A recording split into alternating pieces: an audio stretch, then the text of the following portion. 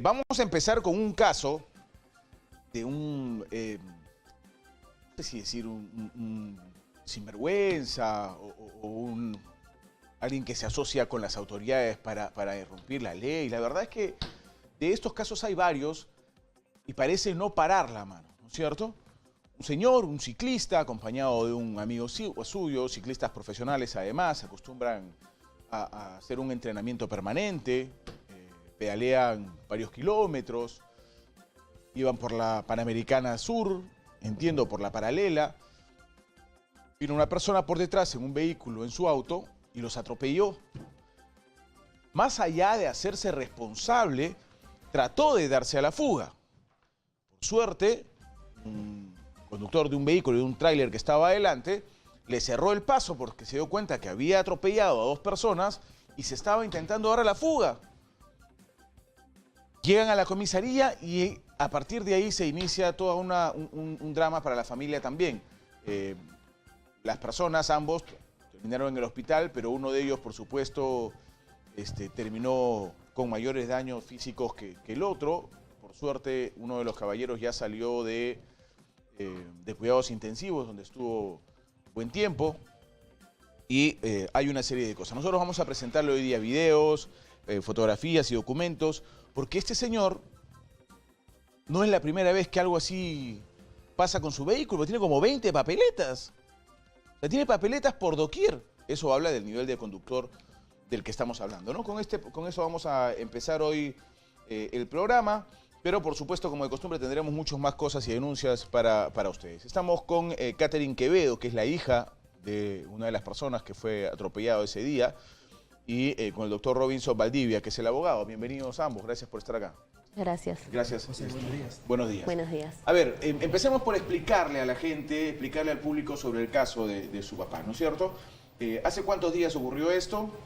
Esto ha sido el día sábado, sábado pasado. El día sábado pasado. Sí. Su papá acostumbra ir a pedalear, como le dicen, a través de la Panamericana, ¿no es cierto? Así es. Es un deportista. Sí, así es. Mi papá es un ciclista federado con más de 40 años de experiencia. O sea, digamos, ¿a qué voy con esto? Con subrayar este tema, que no es pues de las personas irresponsables que se meten a mitad de la vía, ¿no? Él sabe lo que hace, tiene 40 años haciendo esto. Así es. Ellos salen, generalmente los ciclistas salen a pedalear, a practicar, a entrenar, los días feriados, los fines de semana. Como el sábado fue feriado, mi papá y su compañero, Román Tambini, fueron a entrenar a la Panamericana Sur. Entrenan en la carretera. Ellos entrenan en la vía de auxilio, que es una vía donde no hay autos. Claro. ¿No? Entonces ellos de regreso a Lima, ¿no? De Lurín a Lima, aproximadamente en el kilómetro 30 de la Panamericana Sur, es donde los atropellan, ¿no? Donde este chofer los atropella y bueno, pues, mi papá terminó en la clínica. ¿Qué dice el chofer? El chofer dice de que perdió visibilidad porque una camioneta, un carro le tapó la vista. Teniendo en cuenta que estaban ellos hacia la derecha? No, porque justamente ellos estaban en la vía de auxilio, o sea, si tú estás manejando, hay un carro delante tuyo que te tapa la visibilidad de adelante, claro, más en no plena del lado Panamericana, derecho. ¿no? Digamos que en plena Panamericana los vehículos no van pues a 2 metros uno separado del otro, normalmente vas a 15 metros, 20 metros y hasta más, porque vas en la Panamericana a una velocidad más o menos elevada, por arriba de los 80 kilómetros por hora. Esa es la verdad. Entonces, para aquel que maneja ir a 80 kilómetros por hora, pegado a un carro 2, 3, 4, 5 metros, es imposible, ¿no? Eso no se da. Así es. Además existen normas, ¿no? Leyes de respeto al ciclista que piden y exigen que un carro que debería tener una distancia de por lo menos 1,5 metros de distancia en consideración al ciclista que está pasando a su lado o de frente a él, ¿no? Entonces, digamos que no hay una salvación para este caso, en donde además el señor afirma haber tomado cerveza. Hay un examen de dosaje etílico que dice que sí estaba en estado de ebriedad, ¿no? Estaba en estado de ebriedad. Así es. ¿No? Estaba conduciendo en plena Panamericana en estado de ebriedad. Así es. Ahora, y a partir de aquí hay algo irregular también que el abogado nos va a explicar, pero yo quiero que por favor vayamos poniendo las imágenes de este conductor, porque hay unos videos de cuando él estaba en la Panamericana, cómo queda el vehículo y cómo estaba el conductor, y además creo que si se le ve el rostro se le ve descompuesto. Es el vehículo, ¿no es cierto? Así es. Así que el vehículo. Pero aquí ya está en la comisaría el vehículo. Sí. Hay imágenes en plena Panamericana también. Este señor, este conductor, doctor, trató de fugar.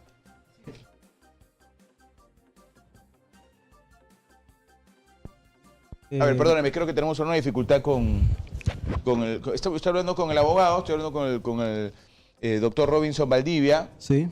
Ahora sí, doctor, lo escuchamos mejor. Ok, José. Mira, Le decíamos que el señor había intentado fugar. efectivamente, los hechos se han suscitado aproximadamente en el kilómetro 30 de la Panamericana Sur y el policía que ha hecho el acta de intervención refiere de que él lo intervenió 8 kilómetros más abajo, aproximadamente en el kilómetro 22. Es decir, pese a que había atropellado a 2 personas y las había dejado botadas, se ha dado a la fuga.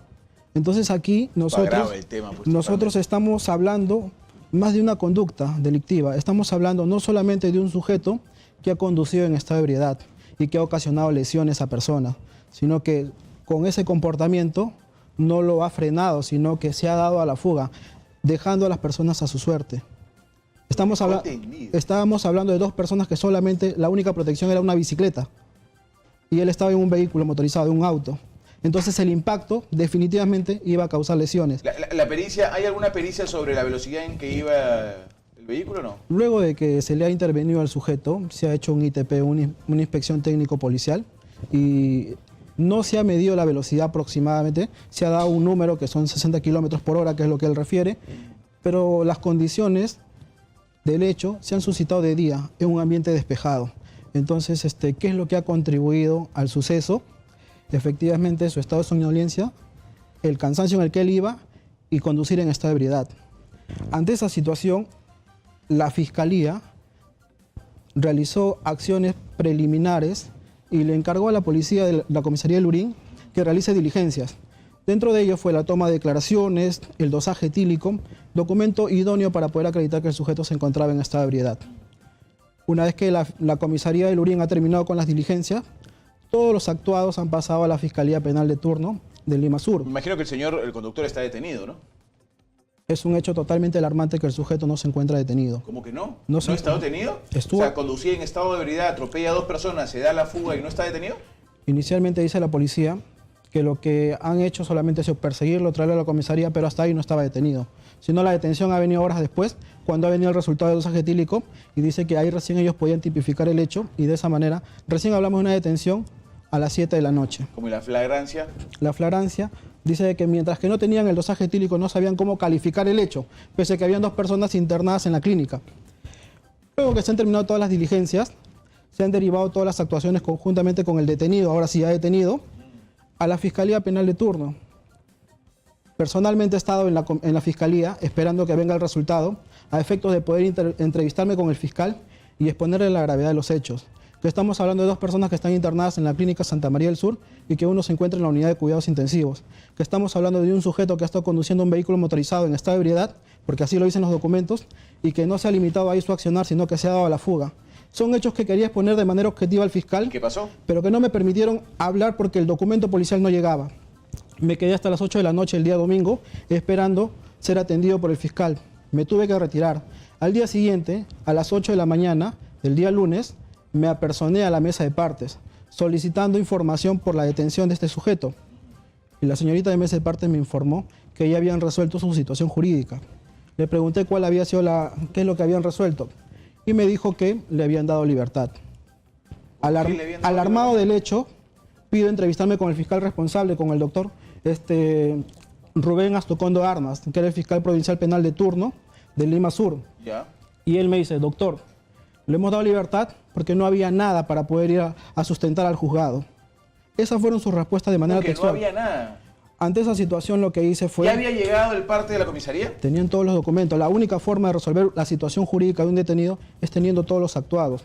Y yo tengo... ¿Cómo es que no había nada? ¿Cuánto estaba por encima de lo permitido de esta de alcohol? Estaba con 0.60. Hay un dosaje etílico y el 124 del Código Penal que habla acerca de las lesiones culposas dice lo siguiente, que ocasiona lesiones culposas a aquel sujeto que actúa con imprudencia, pero que estas lesiones se pueden agravar en el sentido de la responsabilidad penal en función a que el sujeto se encuentre conduciendo un estado de ebriedad, o sea, ocasiona las lesiones conduciendo en estado de ebriedad y conduciendo un vehículo motorizado. Y las 2 circunstancias se aplicaban. Y si eso no era suficiente, Estaba el hecho de la fuga. La misma norma dice que también se agravan las lesiones por inobservancia de regla técnica de tránsito. Y el sujeto, cuando fue intervenido, se le intervino con una licencia de conducir categoría A1. Y estábamos hablando de un sujeto que en su declaración él ha referido que él es taxista y que el contexto de los hechos él ha referido que venía de taxear. No tenía la categoría. 2, no había pasado la revisión técnica. O sea, no 3, tenía brevete para taxiar y decía que estaba taxiando. que venía de taxear, pero tenía la licencia A1. No había pasado la revisión técnica. Estaba conduciendo bajo los efectos del alcohol y venía cansado. 4 reglas de infracciones del reglamento de tránsito, que también calzaban dentro del agravante del 124. ¿Y por qué hablamos del agravante? Porque para resolver la situación jurídica y pedir, si se quería, una prisión preventiva, la pena tenía que ser superior a 4 años. Y el delito de lesiones culposas inicialmente no establece esa pena, sino establece una pena por debajo de los 4 años. Pero esas agravantes, conducir bajo el estado de alcohol, vehículo motorizado, inobservancia de regla técnica de tránsito, la pena era de 4 a 6 años. O sea, sí había una justificación para que el fiscal evalúe de manera más detallada y objetiva el caso. Pero si eso no era suficiente, estaban los documentos, porque estaba el certificado de dosaje etílico, estaba la declaración del mismo señor que reconoce que había estado tomando, estaba el reconocimiento médico legal de los dos agraviados. ¿Qué se necesita para acreditar unas lesiones culposas? Se necesita un conductor imprudente, se necesita a 2 personas que estén lesionados o a una, y tenía todos los requisitos. Y si eso no era suficiente, también le manifesté al doctor que cómo había podido ser posible de que no haya también valorado el hecho que el señor se ha dado a la fuga. Si es un delito totalmente independiente de las lesiones, la exposición de persona a peligro, la omisión de socorro, luego de haber ocasionado lesiones, es un delito independiente, que sumado superaban los 4 años. Sumado al récord de papeletas que el señor tiene. ¿Cuántas papeletas tiene ese señor? El señor tiene una lista de papeletas que ya las ha venido pagando, pero tiene una actual, vigente, y tenía, en los mismos actuados habían 2 denuncias policiales por atropello. No, pero más allá de pagarlas, el tener una cantidad elevada de papeletas, yo tengo manejando como 20 años y las papeletas que he tenido han sido por malestacionamiento que la pagué, pero digamos, he tenido una por malestacionamiento. ¿Este señor cuántas estas papeletas Aproximadamente tiene? tenía 20 papeletas. Sí. Porque el señor, 20 papeletas. porque el señor es un taxista de hace 20 años aproximadamente. Entonces estamos hablando de una persona que sí conoce su oficio. Estamos hablando de una persona que es recurrente en este tipo de comportamiento. Pero ahora hay un poco más allá, porque pese a haber ocasionado las lesiones, los ha dejado a su suerte. ¿Y se sabe algo de este señor? Luego que se le ha dado la libertad al señor, no sabemos nada porque ante mi exigencia, luego de hablar con el fiscal, le dije que estos actos irregulares iban a ser denunciados ante su órgano de control porque su comportamiento funcional no lo podíamos pasar por alto. Habían circunstancias más que razonables mínimamente para que formalice la investigación. ¿Qué es lo que hizo? Se preocupó solamente en darle libertad al señor, pese a que tenía 2 personas internadas en la clínica, una en la unidad de cuidados intensivos. ¿Ya lo quejaron ya ante la Nosotros hemos presentado una queja de manera formal por escrito ante la Oficina Desconcentrada de Control Interno, en el cual hemos interpuesto una queja por presunta inconducta funcional, por todos los actos que el señor ha inobservado dentro del turno fiscal. ¿Cómo se llama el fiscal? El fiscal se llama el doctor Rubén Astocóndor Armas. ¿Y si hubiera sido el papá del señor Astocóndor, hacía lo mismo? Yo le ¿O si dije, hubiera sido el hermano del señor Astocóndor el atropellado, hacía lo mismo? Saliendo un poco del tema legal y jurídico, se lo manifesté al doctor, hay que ser un poco empático. Nadie está libre de este sujeto. ¿Por qué? Porque no es la primera vez que conduce, no es la primera vez que infringe el reglamento de tránsito y ahora ha ocasionado lesiones y sumado a ello los ha dejado a su suerte a las Catherine, personas. ¿cómo está su papá? Gracias a Dios ya salió de cuidados intensivos, ya salió de alta, está con nosotros en casa. Sigue teniendo un coágulo que nos preocupa, pero a Dios gracias, espero que esté mejorando, ¿no? Está mejorando. ¿Cuántos días ha estado? En cuidados intensivos ha estado 3 días. 3 días. 3 días, de ahí sí, 3 días. ¿Y el otro señor que estuvo en la bicicleta, cómo está? Román Tambini está, él llevó, digamos, él no se llevó la peor parte del accidente, se la llevó a mi papá, él está mucho mejor, él estuvo 2 días internado en la clínica, se le rompió la oreja, ¿no? Golpes, totalmente dolorido, también tener en cuenta que estamos hablando de personas adultos mayores, ¿no? ¿Qué edad tiene su papá? Mi papá tiene 65 años, Román La ha Tambini. librado, ¿no? Sí, así La verdad es que la ha librado. La ha librado, gracias a Dios tenía el casco, porque si no, pues lamentablemente estaríamos hablando de otro caso y de otra historia. Claro, si no tiene el señor el casco que le proteja la cabeza a la caída, porque si vemos cómo ha quedado el vehículo ha quedado con el parabrisas delantero destrozado por el impacto de las personas y el costado también ha quedado totalmente abollado. Y tal como dice el abogado, estamos hablando de que, y lo dices tú, ¿no? O sea, estamos hablando de un caso en el que en esta ocasión le tocó a mi papá y a Román Tambini, pero mañana este señor está libre.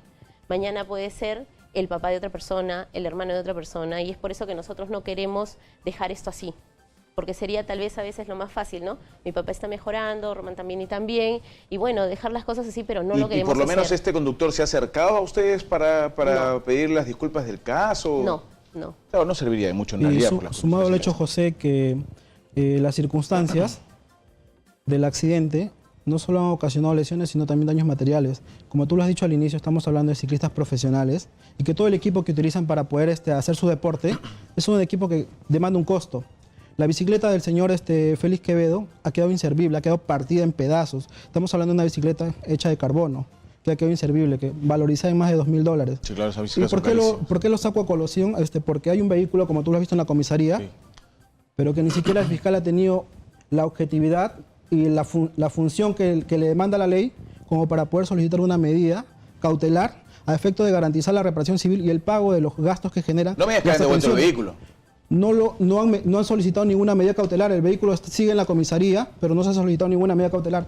Eso ha motivado de que mi persona, una vez que se ha entrevistado con el fiscal y que ha realizado la denuncia respectiva, lo que ha hecho el fiscal es desentenderse del caso y derivarlo a una fiscalía especializada. Lo ha derivado a la Fiscalía de Tránsito y Seguridad Vial de Lima Sur, que se encuentra en Chorrillos.